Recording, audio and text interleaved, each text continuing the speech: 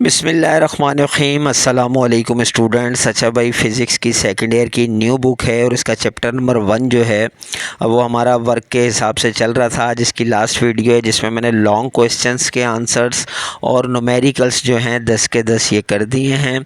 Long questions 5 हैं भाई, और इसमें मैंने जो है बुक के अंदर आंसर है वो भी मैंने यहाँ पे बुक के पेजेस आपके लिए लगा दिए हैं, वो चेक कर सकते हैं। ऊपर लिख दिया है कौन सा आंसर कौन से पेज पर है, पेजेस लगा दिए हैं। उसके अलावा मैंने अपने पास से भी जो आंसर बनाए हैं वो भी लिख दिए हैं।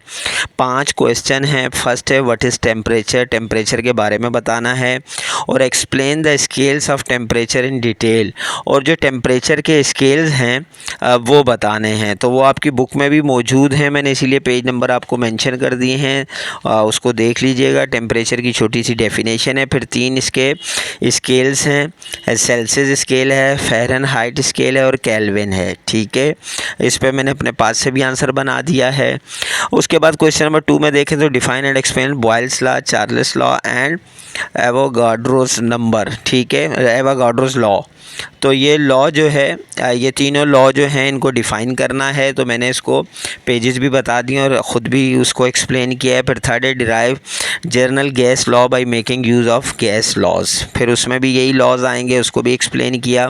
क्वेश्चन 4 है describe the molecular movement causes the pressure exerted by gas, drive pressure equations, तो वो भी दे दी हैं। और 5 है interpret mathematically that temperature is a measure of average translational kinetic energy of the molecule of a gas.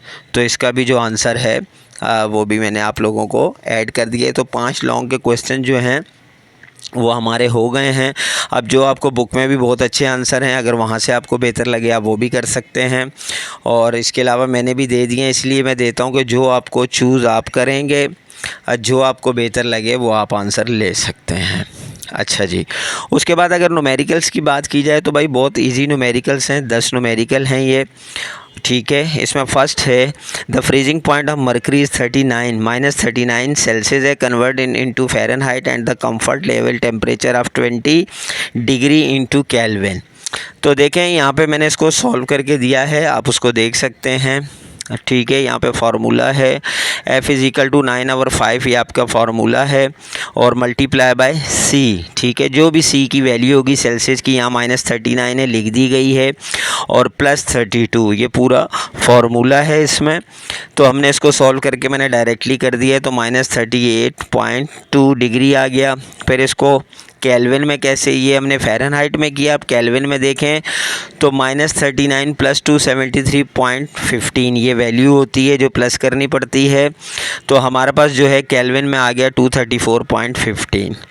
अगर हम comfort level देखें 20 degree का, तो 20 डिग्री भी सेम वही है, 9/5 मल्टीप्लाई बाय 20 क्योंकि सेल्सियस है, और +32 किया, तो हमारे पास इसका भी आंसर 68 फ़ारेनहाइट आ गया। तो ये आंसर इसका बहुत सिंपल से न्यूमेरिकल है। सेकेंड है the boiling point of liquid nitrogen is -321 Fahrenheit, change it into equivalent kelvin temperature. अब ये भी बहुत इजी सा है, आपने इसको केल्विन में जो है वो चेंज करना है, कोई इसमें मुश्किल नहीं है। अब इसमें हम फर्स्ट क्या करेंगे, कन्वर्ट फ़ारेनहाइट टू सेल्सियस, तो वही फार्मूला C = फ़ारेनहाइट से 5/9 हो जाता है, मल्टीप्लाई बाय F -32।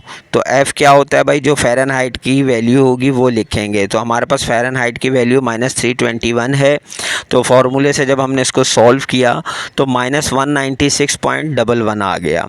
सेकेंड हमने कन्वर्ट करना था इसको केल्विन में, तो इसी तरह हमने क्या किया कि K = सेल्सियस + 273.15, तो जो सेल्सियस है वो हमने मालूम कर लिया था, -196.11 है, उसको जब हमने 273 से प्लस किया तो हमारा जो केल्विन है वो 77.04 आ गया। उसके बाद थर्ड है calculate the volume occupied a gram mole of a gas at 0 centigrade and a pressure of 1 atmosphere. ठीक है, तो डेटा बना दिया। प्रेशर 180 m है, टेम्परेचर 0 सेंटीग्रेड मतलब 273 केल्विन हुआ। अच्छा, ये जो R है इसको हम कांस्टेंट वैल्यू कहते हैं और ये 0.0821 है। ठीक है, याद रखिएगा ये। अच्छा, नंबर कितने थे? 1 ग्राम मोल, यानी ग्राम मोल लिखा था तो 1 ग्राम मोल। हमें मालूम इसमें क्या करना है भाई, वॉल्यूम ऑक्यूपाइड। तो इसका फॉर्मूला है PV is equal to RT। ठीक है, तो हमें V मालूम करना है। P जो है अपोजिट साइड पे डिवाइड पे हो गया, तो हमने फार्मूला लिख दिया। नंबर कितने हैं? 1, R जो कांस्टेंट वैल्यू है 0.0821, टेम्परेचर 273 केल्विन डिवाइडेड बाय 1, तो हमारे पास वॉल्यूम आ गया 22.4 लीटर्स। तो बहुत इजी है भाई। इसी तरह अगर हम चलें न्यूमेरिकल 4 की तरफ, तो an air storage tank whose volume is 112 litre contain 3 kg of air at a pressure of 18 atmosphere. How much air would have to be force into the tank to increase the pressure to 21 atmospheres assuming no change in temperature. ठीक है, तो यहाँ पे भी हमने data बनाया। हमारे पास दो प्रेशर है, P1 18 है, P2 21 है।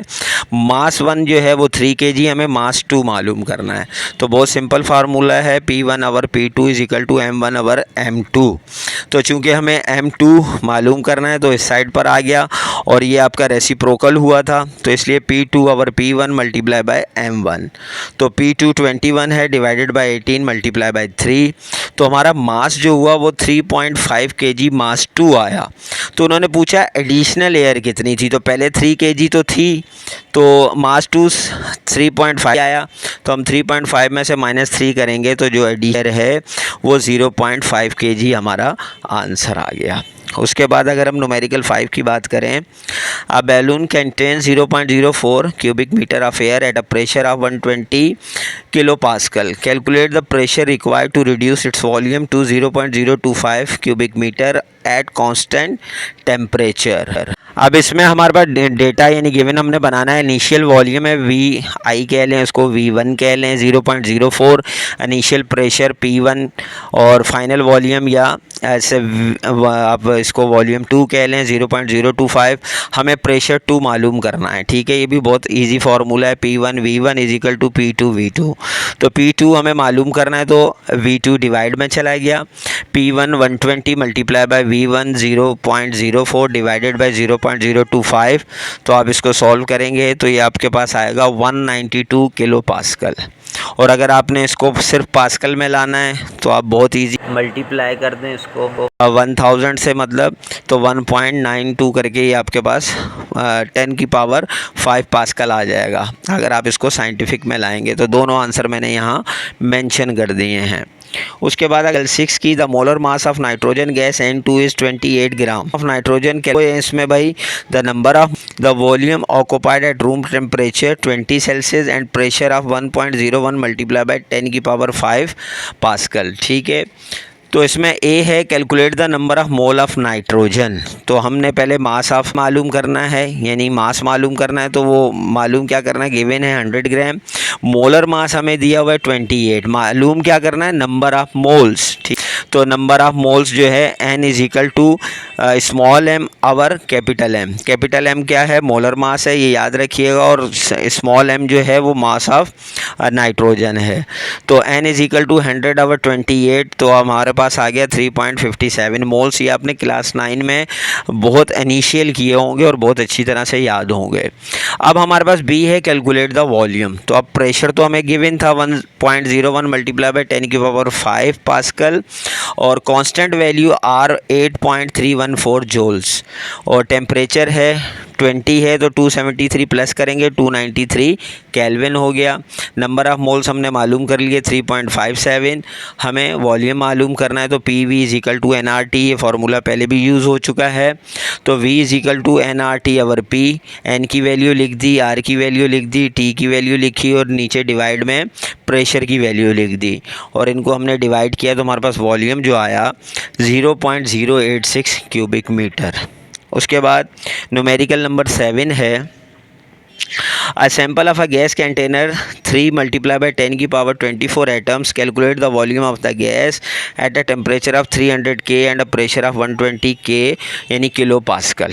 ठीक है, तो इसमें भी हमने क्या करना है भाई, फर्स्ट हम करेंगे कैलकुलेट नंबर ऑफ मोल्स। तो नंबर ऑफ एटम्स जो हैं गिवन है 3.0 मल्टीप्लाई बाई 10 की पावर 24। तो एवोगाड्रोस नंबर है आपको मालूम है 6.022 मल्टीप्लाई बाई 10 की पावर 23। और नंबर ऑफ मोल्स मालूम करने हैं तो सिंपल सा फार्मूला है, हमने नंबर ऑफ एटम्स ऊपर लिखे और एवोगाड्रो नंबर जिसको हम Na कहते हैं, तो हमने इनकी वैल्यूज़ लिख दी हैं और जब इनको हमने डिवाइड किया तो हमारे पास जो आंसर आया 4.98 मोल्स आ गया। ठीक है, और इसके बाद सेकंड कैलकुलेशन थी वॉल्यूम ऑफ द गैस। तो प्रेशर मौजूद है 120 किलो पास्कल को हमने उसमें आप कर सकते हैं पास्कल में 120 मल्टीप्लाई बाई 10 की पावर 3। टेम्परेचर 300 केल्विन है और आपका जो कांस्टेंट नंबर है वही है 8.314 joules. Number of moles 4.98। Formula वही है V = nRT/P। वैल्यूज़ पुट कर दी तो हमारे पास वॉल्यूम आ गया 0.104 क्यूबिक मीटर। उसके बाद न्यूमेरिकल नंबर 8 है calculate the root mean square. ठीक है, of hydrogen molecule at 0 centigrade and 1.0 atmosphere pressure. Assuming hydrogen to be an ideal gas, the density of hydrogen is 8.99 multiplied by 10 की power -2 kilogram पर cubic metre.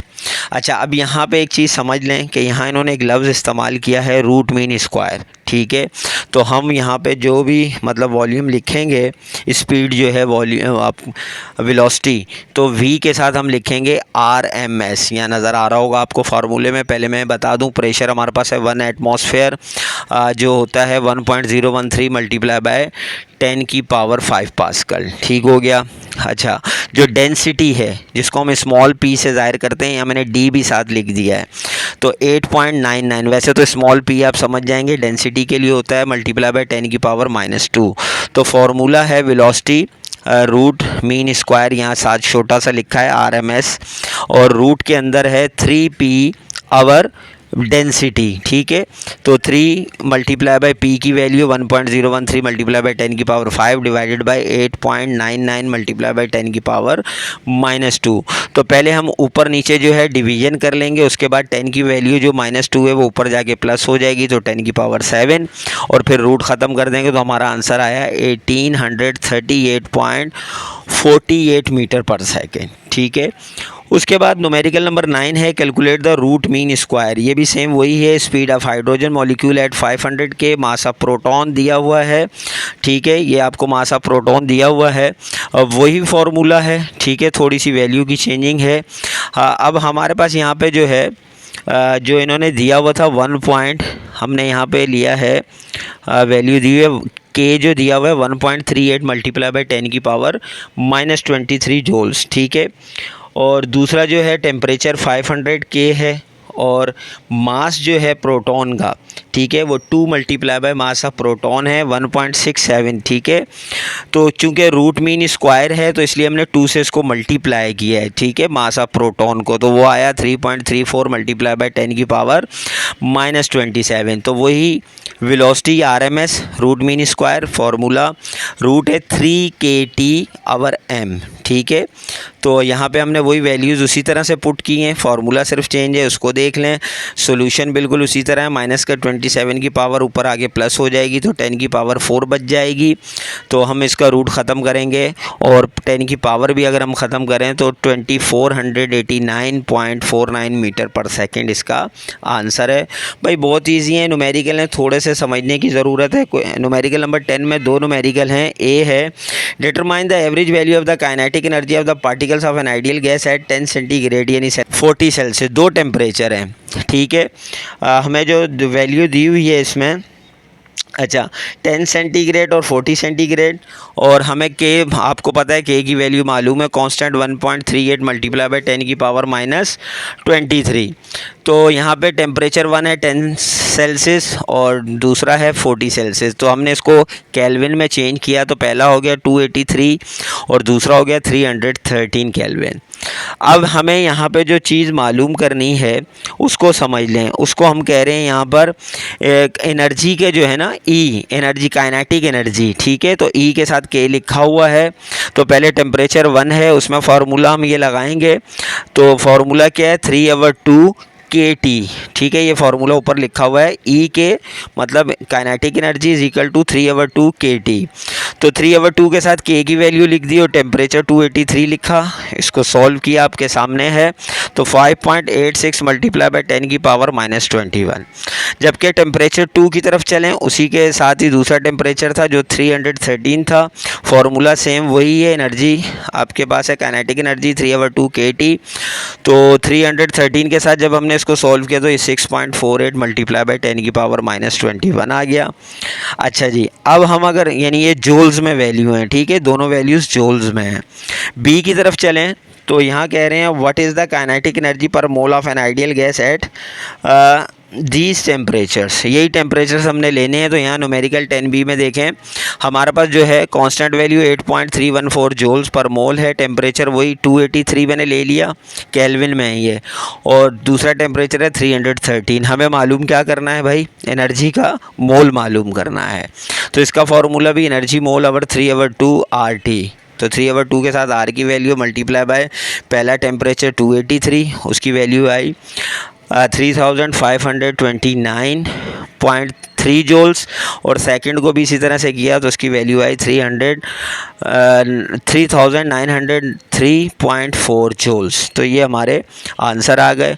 तो भाई ये numerical और long question answer से video थोड़ी सी लंबी हो गई। कोशिश मैंने बहुत की, बहुत स्पीड लगाई कि वीडियो लंबी ना हो, लेकिन चूँकि थोड़ी सी एक्सप्लेनेशन थी लॉन्ग क्वेश्चंस के जो आंसर से, उसकी मैंने इसीलिए एक्सप्लेनेशन नहीं की कि वो तो मैंने लिख दिए थे। न्यूमेरिकल ज़रूरी था आप लोगों को समझाना। इस जल्दी में कोई चीज़ गलत हो गई हो या कोई चीज़ रह गई हो तो कमेंट्स में ज़रूर बताइएगा।